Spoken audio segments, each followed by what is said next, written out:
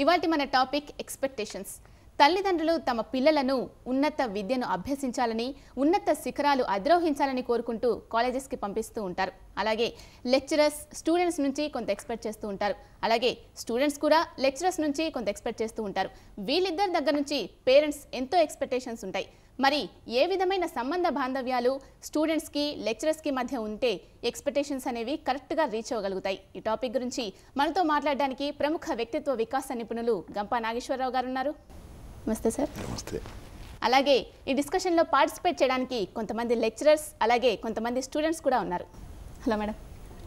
Hi friends. Sir ముందుగా చెప్పండి, స్టూడెంట్స్కి లెక్చరర్స్కి మధ్య ఉన్న ఎక్స్‌పెక్టేషన్స్ని మీరు ఎలా డిఫైన్ చేస్తారు? మాతృదేవో భవ, పితృదేవో భవ, ఆచార్య దేవో అన్నారు. అంటే అమ్మా నాన్న తర్వాత ఆచార్యులకు ఎంతో రెస్పెక్ట్ ఇచ్చింది మన సంస్కృతి, మన సమాజం.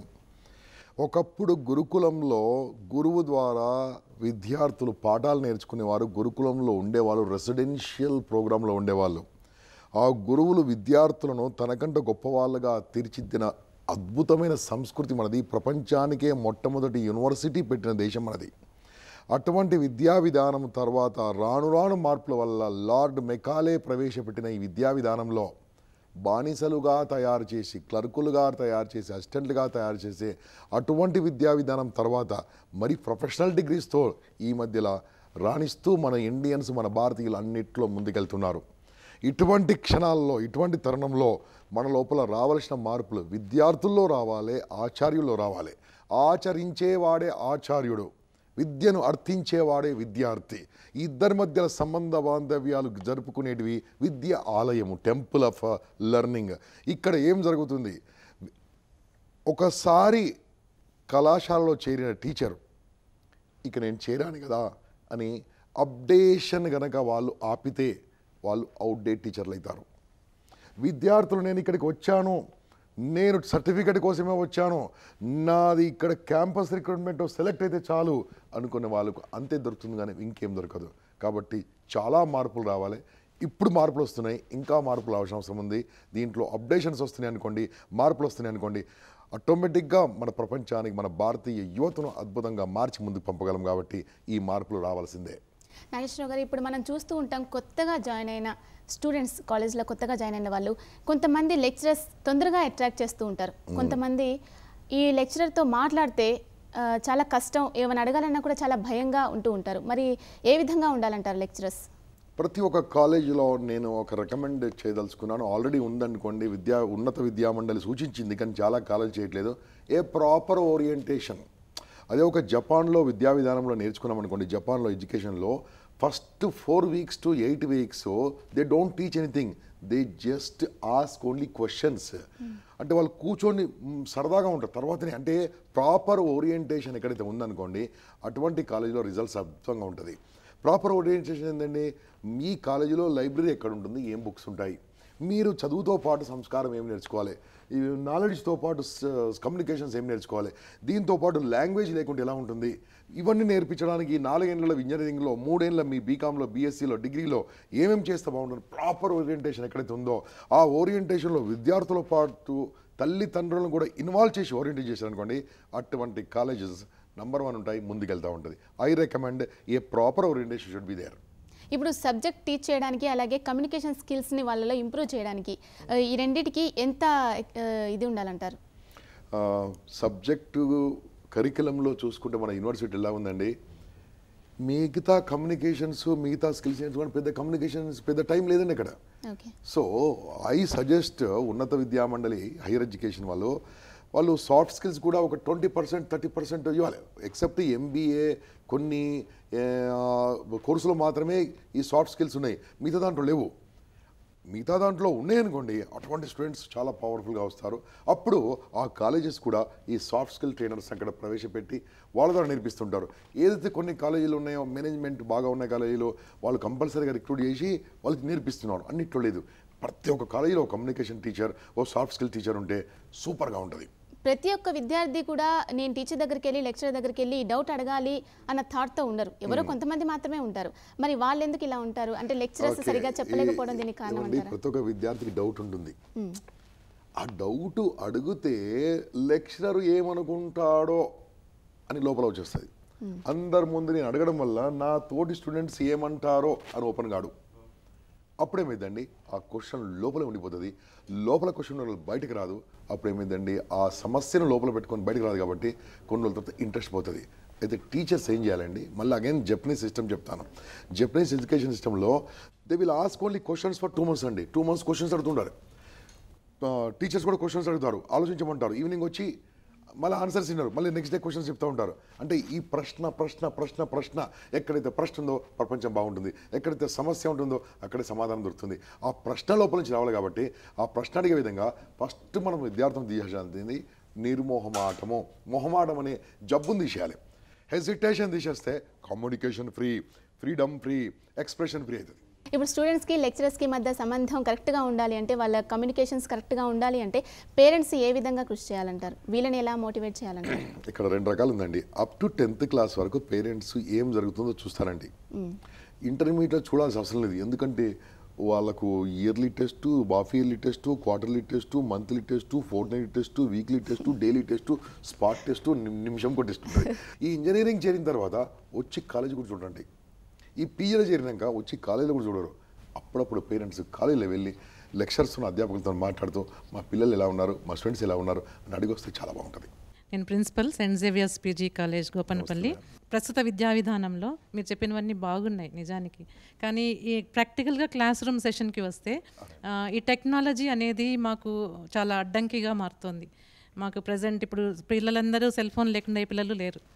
సో వాళ్ళు క్లాస్ రూమ్లో సెల్ ఫోన్ స్విచ్ ఆఫ్ చేయమంటాం, కానీ వాళ్ళు సైలెంట్ మోడ్లో పెడతారు. పెట్టినప్పుడు సడన్గా ఒక స్టూడెంట్ లేస్తాడు క్లాస్లో, లేచేసి మేడం నాకు ఫోన్ కాల్ వచ్చింది, నేను వెళ్తాను బయటికి. సో మా ఫ్యాకల్టీ ఏంటంటే, మేము కానీ మా ఫ్యాకల్టీ కానీ ఓకే పిల్లవాడికి ఏం అర్జెంట్ కాల్ వచ్చిందామని మేము యాక్సెప్ట్ చేస్తాం. కొన్నిసార్లు పర్మిట్ చేస్తాం సిచ్యుయేషన్ బట్టి, కానీ కొన్నిసార్లు ఏంటంటే wantedly to create a problem in the class they will switch on the phone.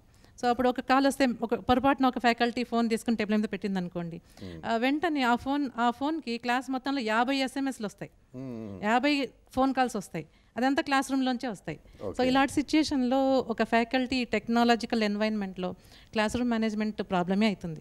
So మీరు ఏం సొల్యూషన్ ఇవ్వగలుగుతారు? మీరు చెప్పింది నేను ఒప్పుకుంటానండి. టెక్నాలజీ అభివృద్ధి చెందుతున్న తరంలో ఇలాంటివి జరుగుతున్నవి.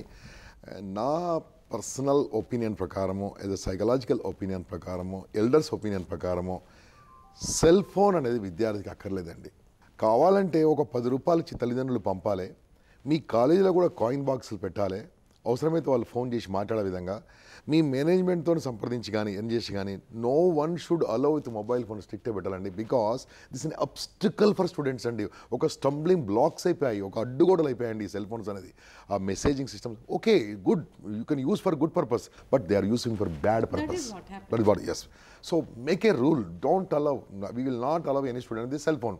వాళ్ళకు బాక్స్లో ఓపెన్ చేయించండి, దాంట్లో అతను లాకేసి అతనికి కీ పెట్టుకుంటే ఓపెన్ చేయించండి. Something you should do it. మీరు ఫోన్ అలౌ చేసిన తర్వాత వాయిస్ కూడా రికార్డ్ చేస్తుంటాడు, అది కూడా రికార్డ్ చేసుకుంటాడు, ఏదో మాట్లాడుతుంటాడు, ఏదో చేస్తుంటాడు. అప్లికేషన్ ఫామ్లోనే cell phones are not allowed to college premises అని కింద విద్యార్థి సంతకం, పేరెంట్స్ సంతకం ఉన్న అప్లికేషన్ ఫామ్ తయారు చేయించండి. వచ్చే ఎడ్యుకేషన్ ఇయర్ నుంచి పేరెంట్స్ చెప్పండి, we will not allow any students. Because ఎక్కడైతే సెల్ ఫోన్స్ అలౌ చేయలేదో అక్కడ స్టూడెంట్స్ బాగా చదువుకుంటున్నారండి. Good morning, sir. My name is B. Murli Mohan. I'm studying in BTech third year, completed, Avanti Engineering College. My madam చెప్పినట్టు లెక్చరర్స్ను comment చేస్తారని అంటున్నారు. అది not correct sir. First of all comment ఎందుకు చేస్తారంటే subject skills, subject కానీ subject చెప్పేతోళ్ళు ఉండేతోళ్ళు అయితే comment చేయరు. Senior lecturers అయితే ఎందుకు కామెంట్ చేస్తారు? అదే సబ్జెక్ట్ స్కిల్స్ మొత్తం అన్నీ అనుకుంటే ఓకే. అంటే ఎక్స్పీరియన్స్డ్ సబ్జెక్ట్ మీద ట్రైనింగ్ లేదు కాబట్టి వాళ్ళనే కామెంట్ చేస్తూ అంటున్నారు. కామెంట్ చేయడానికి నీకు అధికారం ఎక్కడిది? నెంబర్ 1 ఫస్ట్ ఆఫ్ ఆల్ ఆ రెస్పెక్ట్ అనేది ప్రతి ఒక్కరికి ఇవ్వాలి, చిన్న పెద్ద ఇది లేదు. Respect begets respect. సో మనం రెస్పెక్ట్ ఇస్తేనే ఎదుటి మనిషి కూడా మనకు రెస్పెక్ట్ ఇస్తారు. కొంతమంది ప్రొఫెసర్స్ అండ్ టీచర్స్ ఓన్లీ కొంత 2-3 మెంబర్స్ పర్సన్స్ మీదనే ఎక్కువగా ఇంట్రెస్ట్ చూపించి వాళ్ళని మాత్రమే ఎంకరేజ్ చేస్తున్నారు సార్. క్లాస్లో ఇప్పుడు 50 మెంబర్స్ స్టూడెంట్స్ ఉన్నారు అంటే అందరినీ 50 మెంబర్స్ని ఒకటే విధంగా గైడ్ చేయట్లేదు, ఒకటే విధంగా ఇంట్రెస్ట్ చూపించట్లేదు. కొంతమందిని స్పెషల్గా కలిసి వాళ్ళ దగ్గర ఎక్కువ ఇంటరాక్ట్ అవ్వడము, వాళ్ళకి స్పెషల్గా ఎక్కువ గైడెన్స్ ఇవ్వడం. కానీ కొంతమంది స్టూడెంట్స్ ఏంటంటే టీచర్స్తో అంత బాగా ఇంటరాక్ట్ కాలేరు, డల్గా ఉంటారు. వాళ్ళని కూడా అందరిలాగా 50 మెంబర్స్ని ఒకే ఇంట్రెస్ట్తో చూపించి అందరికీ మంచి మీరు చెప్పేది help అర్థమైంది చేస్తే నాకు. బాగుంటుంది. నా దృష్టిలో ఏ టీచర్ అయినా స్టూడెంట్స్ అందరినీ తన పిల్లలాగానే భావిస్తాడు. ఎవరికి కాకుంటే ఎవరు అయితే రిసెప్షన్ బాగుంటుందో, ఎవరైతే ఆన్సర్ బాగా చేస్తుంటాడో, ఎవరైతే క్వశ్చన్కు ఆన్సర్ కానీ బాగా కష్టపడుతుంటాడో అటువంటి వాళ్ళకు ఆటోమేటిక్గా మీరు టీచర్ అయితే కూడా వాళ్ళనే లైక్ చేస్తుంటారు. కాబట్టి ఆ టీచర్ మెప్పు పొందాలంటే మీరు ఇంకా కష్టపడి చదువుకోవడం మొదలు పెట్టండి. My name is Hima Bindu. I am working in St. Xavier's PG College. నేను కమ్యూనికేషన్ స్కిల్స్ ఇన్స్ట్రక్టర్ని. సార్ యాక్చువల్లీ నేను అడగాలనుకున్నది ఎగ్జాక్ట్లీ నీకు ఉల్టా అనమాట క్వశ్చన్. నేను క్లాస్లో 60 మంది ఉంటే 60 మందిలో ప్రతి ఒక్కరి మీద కాన్సన్ట్రేట్ చేస్తాను. వాళ్ళ బాడీ లాంగ్వేజ్ని కళ్ళ చూపులతోనే కాంటాక్ట్ చేస్తాను నేను. సార్ని అడుగుదాం అనుకున్నది నేను ఏంటంటే ఈ అందరి పిల్లల్ని ఎట్లా ఏకంగా పట్టుకోవాలి అని. ఇప్పుడు కొంతమంది ఉంటారు చాలా యాక్టివ్గా ప్రొయాక్టివ్గా ఉండే పిల్లలు, వాళ్ళు ఏం చేస్తారు మ్యామ్ అటెన్షన్ కోసం వాళ్ళు చాలా ముందుకు వస్తూ ఉంటారు.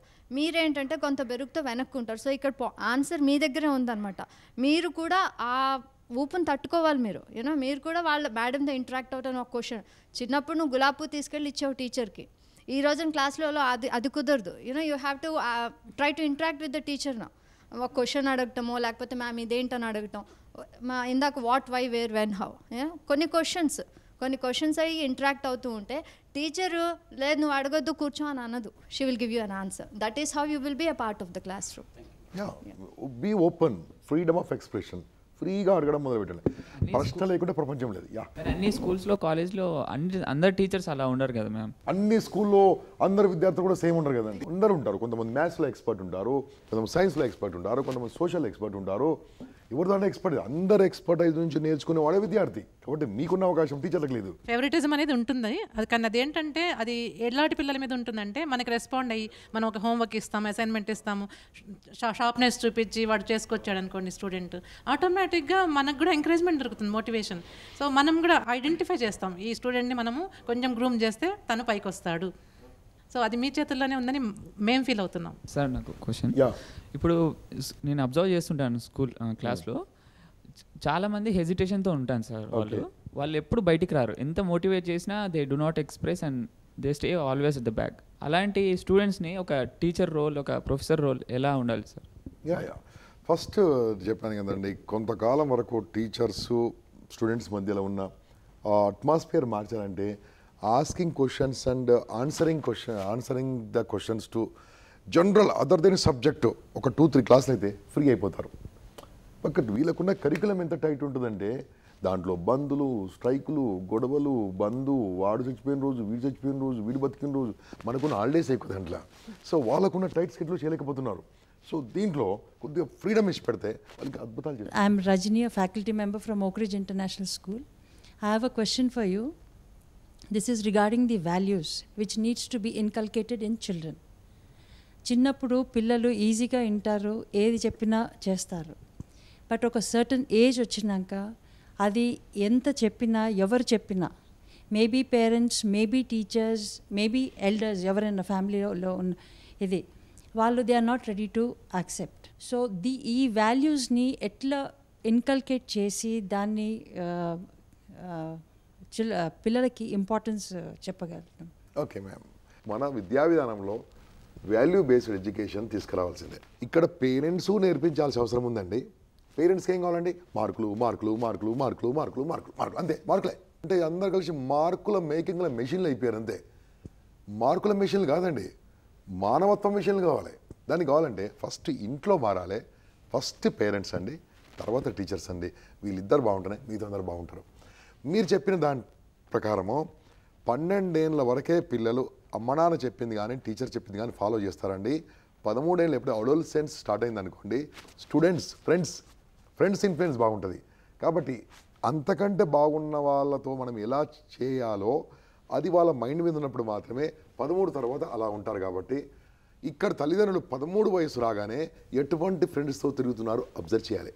This is not there. అది అబ్జర్వ్ చేసి అటువంటి వాళ్ళని మనం కరెక్ట్ చేస్తే బ్యూటిఫుల్గా డెవలప్ అవుతారండి. మై నేమ్ ఈజ్ యువ కిషోర్. నేను యానిమేషన్ చేస్తున్నాను. ఫస్ట్ ఆఫ్ ఆల్ ఇప్పుడు ఒక్కొక్కసారి నాకే అనమాట ఒక డౌట్ అడగాలి అనిపిస్తుంది. అడిగిన తర్వాత ఆ సార్ ఎలా రియాక్ట్ అవుతారో, తర్వాత ఫ్రెండ్స్ ఏమంటారో, అనేసి నేను కొంచెం ఫియర్ తీసుకొని అడగలేకపోతుంటాను. ఎలాంటి క్వశ్చన్స్? అంటే సబ్జెక్ట్ వైజ్ అంటే జస్ట్ లైక్ ఇది కూడా నీకు రాదా, ఇది కూడా అనే హేళన చేస్తారనేసి నేను అడగలేకపోయాను. సో అలాంటప్పుడు నువ్వు why not you meet the faculty in the staff room separately? నీకు ఫస్ట్ ఇన్హిబిషన్ ఉంది, అడిగితే ఏమన్నా అనుకుంటారని.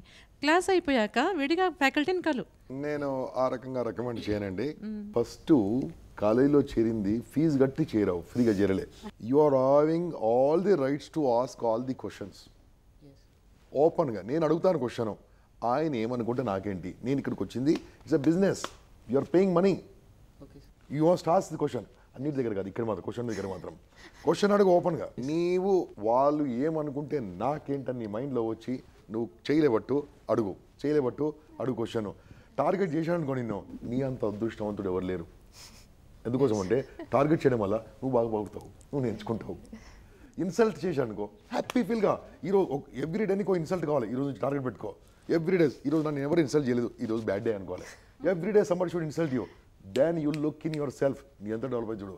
ఇన్సల్ట్, అవమానాలు భరిస్తేనే ఆ మనిషికి బహుమానాలుగా తీసుకోవాలి.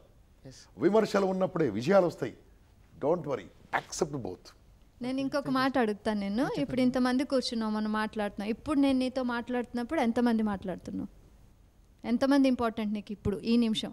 అందరూ ఇంపార్టెంట్. నేను ఇప్పుడు నీతో మాట్లాడుతున్నప్పుడు నీకు ఎవరు ఇంపార్టెంట్? మీరే. అంతే, అంతే. Good, nice answer. చూడండి, ఇప్పుడు ఎవరు మాట్లాడుతున్నారు ఓపెన్గా అడగండి.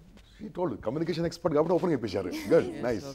సరే, ఇది అంటే కొంచెం తక్కువ, నేను యావరేజ్గా చదువుతాను అనుకున్న వాళ్ళు ఇలా ఉండొచ్చు.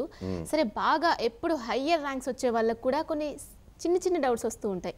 సో ఆ డౌట్స్ని అడగడానికి కూడా నాకు ఇన్ని మార్క్స్ వచ్చి కూడా ఈ చిన్న డౌట్ని అడిగితే మేడం ఏమనుకుంటారో అన్న ఫీలింగ్ వాళ్ళకు కూడా ఉంటుంది. మరి వాళ్ళకేం సజెషన్ ఇస్తారు? ఫస్ట్ ఫ్రెండ్స్ అడగండి. ఓకే, ఏమంటే మళ్ళీ చెప్పాను, 40% టీచర్స్తో నేర్చుకోవాలి, 60% స్టూడెంట్స్తో నేర్చుకుంటాం, ఫ్రెండ్స్తోని. నీకు ఇది అర్థమైందా? నాకు అర్థం కాదంటే వాళ్ళు చెప్పేస్తారు. టీచర్ చెప్పిన దానికంటే ఫ్రెండ్స్ చెప్తే ఆ లాంగ్వేజ్ కరెక్ట్ కూర్చుంటుందండి ఇక్కడ. I'm Rajitha from Saint Xavier's college. I'm HR faculty, sir. Sir, actually, whenever I'm teaching in class, the students will say that whenever anybody want to speak in English, they will say that I'm from Telugu medium. Okay. This is the kind of situation we are facing in the class. Yes, ma'am. It's mainly from rural background వచ్చిన వాళ్ళు, they are suffering with this, and because they never gone, even corporate కాలేజీలో చదువుకున్న junior కాలేజీల విద్యార్థులు కూడా they don't know అండి. They can't speak except that first section, A section తప్పించి they don't speak English అండి. So you inculcate an habit అండి. First డేనో సెకండ్ డేనో ఇంగ్లీష్ వర్సెస్ తెలుగు గురించి చెప్పండి. తెలుగు 56 అక్షరాలు, ఇంగ్లీష్ 26 అక్షరాలు. మనకున్న గ్రామర్ ఇది, వాళ్ళకున్న గ్రామర్. తెలుగు ఏం మాట్లాడంగా ఇంగ్లీష్ ఎంత. కాబట్టి ఈరోజు నుంచి ఇంగ్లీష్లో ఆలోచించండి, ఇంగ్లీష్లో మాట్లాడండి. మీరు ఎన్ని తప్పులు మాట్లాడినా నేను క్షమిస్తాను చెప్పండి. మీరు ఎన్ని తప్పులు మాట్లాడండి. ఏమంటే మీ కాలేజీలో ఇంగ్లీష్ ఫ్యాకల్టీ ఎవరున్నారో, let him go and talk on the days for 45 minutes. Can't you do at least one mistake? ఒక 25 ఏళ్ళ సర్వీస్ ఉన్న టీచర్ ఒక తప్పు చేసినప్పుడు 25 ఏళ్ళలో ఉన్న అబ్బాయిలు 100 మంది అంత తప్పే, నో ప్రాబ్లం. కాబట్టి మీరు ఆ ఎంకరేజ్మెంట్ చేయండి. మీరు ఈరోజు నుంచి ఎన్ని ఇంగ్లీష్లో తప్పులు మాట్లాడినా నేను యాక్సెప్ట్ చేస్తా, మాట్లాడండి. ఆ ఇంగ్లీష్ పదాల్లో 2-3 తెలుగు మాట్లాడినా సరే మాట్లాడండి. గ్రామర్ తప్పైనా సరే మాట్లాడండి. వాళ్ళతో మాట్లాడడం అలవాటు చేశారు అనుకోండి, ఓ తిప్పించండి ఫస్ట్ డేనే. I will speak in English when ever I enter in the college from today onwards. ఇవ్వండి, మీరు మాట్లాడండి ఫస్ట్, అప్పుడే మాట్లాడండి. This is my suggestion. Okay sir, చివరగా ఎలాంటి కమ్యూనికేషన్ స్కిల్స్ స్టూడెంట్స్కి లెక్చర్స్కి మధ్య ఉంటే వీళ్ళ నుంచి ఏం ఎక్స్పెక్ట్ చేయాలనుకున్నారో వాళ్ళకి, వాళ్ళ నుంచి ఏం ఎక్స్పెక్ట్ చేయాలనుకున్నారో వీళ్ళకి రీచ్ అవుతుందంటారు? అవునండి, మనము ప్రపంచంలో highest youth, powerful youth, energetic youth, skilful youth, knowledgeable youth only ఇండియాలో ఉంది. మన యూత్లో కసి ఉంది, కృషి ఉంది, కానీ కొద్దిగా తగ్గింది ఏంటంటే సాఫ్ట్ స్కిల్స్. కొన్ని మార్పులు తీసుకురండి, మన యూత్ను ముందు తీసుకెళ్ళండి. జై హో, సక్సెస్ మంత్ర. Okay, thank you Gampa Nageswara Rao garu. ఒక మంచి టాపిక్ గురించి మా స్టూడెంట్స్కి అలాగే లెక్చరర్స్ కూడా ఏ విధంగా టీచ్ చేయాలి అనే దాని గురించి మంచి వివరణ ఇచ్చినందుకు థ్యాంక్ యూ వెరీ మచ్. అలాగే థ్యాంక్ యూ ఫ్రెండ్స్, ఈ డిస్కషన్లో పార్టిసిపేట్ చేసుకుని thank you very much ma'am.